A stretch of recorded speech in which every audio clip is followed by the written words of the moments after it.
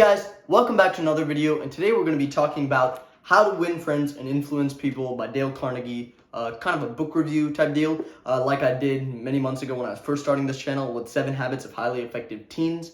I'm just going to be kind of, talking about the book, whether you should read it or not, what's mainly discussed, not like a summary, but kind of like a book review. So yeah, let's get right into it. So there are 2 crucial things that you should know before reading this book. Number 1 is that it's extremely old, super old. This book was written in 1939, I believe. So literally 70 years old, guys. That's insane. And you might be thinking to yourself, so if this was written 70 years ago, is all this stuff still applicable today in today's society? Because a lot of things have changed from 1939. And you might be wondering that, but really the truth is it is. A lot of these not all these techniques that they discuss here is timeless.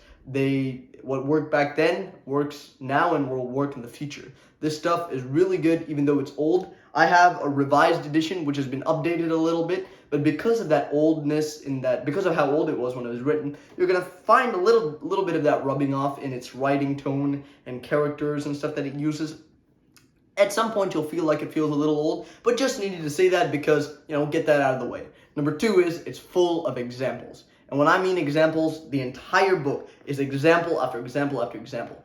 From Abraham Lincoln to Martin Luther King, to Winston Churchill, all these famous people and less famous people, authors, public speakers, priests, all the people, and literally the entire book is filled with examples. So if you like that kind of thing, that's one thing that kind of made me not like the book at the beginning. Because, there's not really a storyline, even though it's like a self-help, that type of a book, self-improvement book, it's not like the author just writing stuff. It's literally the author writing about other people. Like every page has like at least 2 examples. So the whole book is filled with examples and it's really old. 2 things that you should know before reading this book. But besides that, it's a really great book. And it's divided into 4 different sections. Number 1 is the 3 fundamental techniques of handling people, which we'll be discussing today. The second is the 6 ways to make people like you. The third is the 12 ways to win people over to your way of thinking. And the fourth is 9 ways to change people without arousing resentment. So if I were to go over all these 27 different topics, it would take forever. This would be easily a 1-hour video, even if I spent 2 minutes per topic. But yeah, I'm just going to be talking about the 3 fundamental ways of handling people. And then if you seem interested, then you should definitely go check out the book. Even though it's old, it's still a great book with lots of great words of wisdom and stuff. So yeah, so the 3 fundamental techniques of handling people. Number 1, and this is Dale Carnegie that he wrote from a lot of experiences, and this is applicable in social scenarios, business scenarios, whatever you're dealing with. So am I talking a little fast? Maybe I should slow down a bit. So the first principle that Dale Carnegie, reads in this book, see, I got these fancy markers to kind of, so the first one is don't criticize, condemn, or complain. So what Dale Carnegie is trying to say in this book is criticizing people, condemning them is only going to make them resent you, going to make them not like you. It doesn't really serve any other purpose than that. Although you might think constructive criticism is good, very rarely is it actually good and helpful. Instead, encouraging the person is going to get them a lot further down in progress in whatever they're doing. So a person who's, writing emails or whatever, if you find that one bad email and criticize them for it, versus if you find that one good email and then congratulate them for it, it's going to be a big difference. Because a lot of people say 100 emails might be done good, but people pick on that one email that was done bad instead of acknowledging them and congratulating them for the 100 emails that were done good. So don't criticize, condemn, or complain. He's saying this will get you a lot further with all your relationships, no matter what it is, and it'll make people like you a lot more. The second one is give honest and sincere appreciation.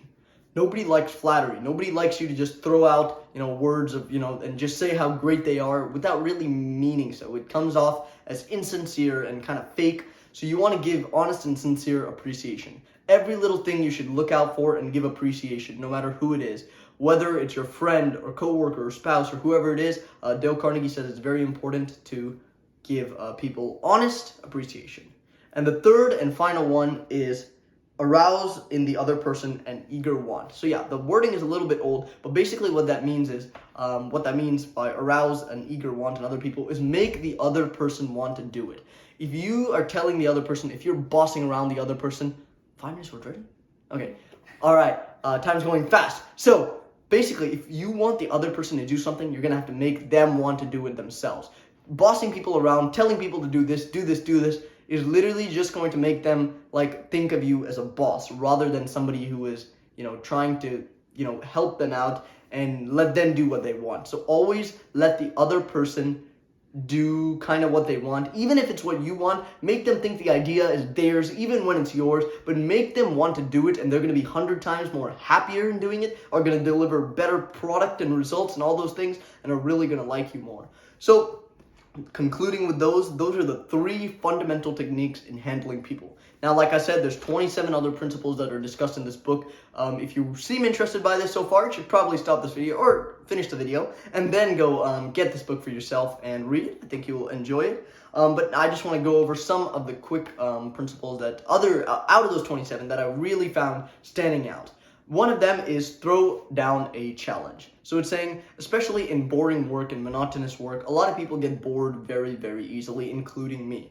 Putting down a challenge is going to make people want to do the stuff more. So he was talking about a mill, like a grain mill or something like that, coal mill, something like that, where he wanted people to do better, but everybody was unmotivated and they were just staying there for the hours and trying to get their minimum wage or whatever it is. But he started to throw down a challenge. He said, hey, the last group, the morning shift, took down 6 bags of grain or whatever, and then he drew that on the floor. And then he came to the next group and then when the night group saw that and asked what the number was, he said it's how many that the other group did. Immediately, they were eager to get more grains, more bales of bags of grain or whatever. So they got 7. The next group comes and sees 7 on the floor, they're going to want to get 10, 12. And throwing down this challenge is really going to encourage people to, do better, and this positive motivation is going to really motivate them to do better.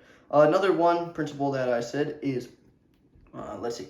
Remember that a person's name is to that person the sweetest and most important sound in any language. So principle number 3 from the 6 ways to make people like you section is a person's name is the best thing to them in that language, which means is a person's name is super important to them. Use it often. Basically, that's what it's trying to say. So, if you're dealing with somebody, use their name a lot. That makes them feel important. That makes them feel heard. That makes them feel like you really care about what they do. I'm not saying don't care about it, but it really comes and sounds very sincere and stuff to them. So use a person's name very often and they will like it a lot. So yeah, another one is do not start out with disagreements. Get the other person saying yes, yes immediately, which is basically trying to say, if you're a meat eater and you're talking to a vegan and you're meeting them for the first time, the first thing that you bring up when you go to a restaurant to eat dinner or whatever it is, if you start bringing up the concept of meat, when the other guy has a salad and you're eating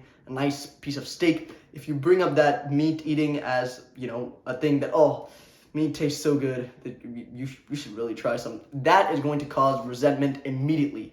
Never, ever, ever start a relationship, whatever it is, with disagreements, because the vegan and the meat eater are going to disagree off the bat. They're going to fight for their thing. They're not going to completely change. They're not going to change at all. They're going to fight and stand by what they believe in. It's going to hurt their ego, and it's going to cause nothing but destruction for both of them. So start on something that you agree on. If you're going to meet with a boss, just quickly stalk them on social media, find out what their interests are, go talk about that for them, and yeah, let them find some common ground that you agree with, and then once you get the person saying yes, yes, which is like they agree with what you're saying, they agree with your viewpoints, then they're going to be way more inclined to genuinely help you out and stuff. Another one they said is let the other person do most of the talking. So this is something I need to work on a lot, but they're saying I'm always talking and stuff, but let other person do the talking. Everybody has something interesting to talk about. Just sit there and listen and nod and be respectful, ask questions. All these things are going to get people to like you a lot more.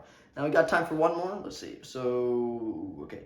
Now, use encouragement and make faults easy to correct. So when someone makes a mistake, if you go and tell them, this is crazy, I don't know how we're going to get past this, that's going to make them feel really bad for what they did. But just tell them, hey, no worries, we can fix it up like this. I've done stuff just like this or even worse. Make the faults that the person do very easy to correct so that they seem happy working with you and not so sad in their faults that they have created. So there's so much more I could go talking about this book for about half an hour at least straight, But yeah, that's basically it. How to Win Friends and Influence People by Dale Carnegie. Great book. Go check it out. I think you can get it on Amazon. Hopefully, I don't know because it's so old. If it is, I'll definitely have my affiliate link down below in the description. Hope you enjoyed the video. One more book review coming on the 4-Hour Workweek, which is a must-read. And by the way, I don't think I said this at the beginning, but the reason I got into this book, firstly, was because Graham Stephan recommended to me in one of his videos. He said education is the most important thing, and to get your education in personal finance, literacy, social skills, all that stuff,